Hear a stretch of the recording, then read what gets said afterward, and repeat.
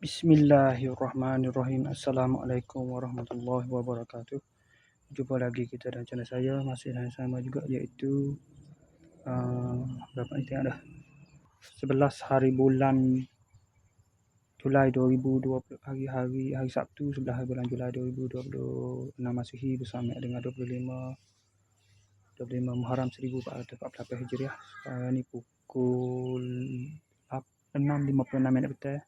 Seperti biasa, video daily report kita untuk hari ini. Sepanjang hari ini saya tak buat apa-apa. Kemarin selepas pada isyak baru saya keluar.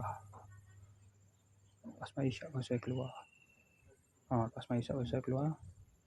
Minum ada seperti biasa. Naik tinggal apa semua tu, balik pada pukul 1.20 balik. Tidur pada pukul 2.40 pagi, bangun pada pukul 6.50 pagi, bangun tu mandi sembahyang subuh. Maka saya lepas tu pergi ambil kereta tolak dari kebun sawit tu. Nak guna, saya tinggal situ bagi nak guna. Lepas tu pelik rumah tu tak ada pagar apa. Pasal hujan malam tak ada kerja. Ajak nak kerja pasal tak sambung hak itu. Tak kat itu. Lepas tu pakai tak kerja ni. Ajar ni. Semai Zuhur tadi dapat 3.30 Semai Zuhur. Lepas tu asar. Maya asar ni dah pukul 6.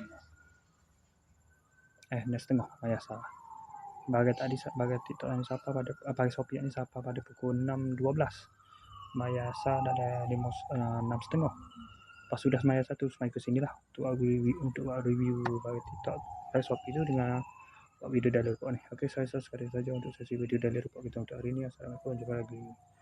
Bye.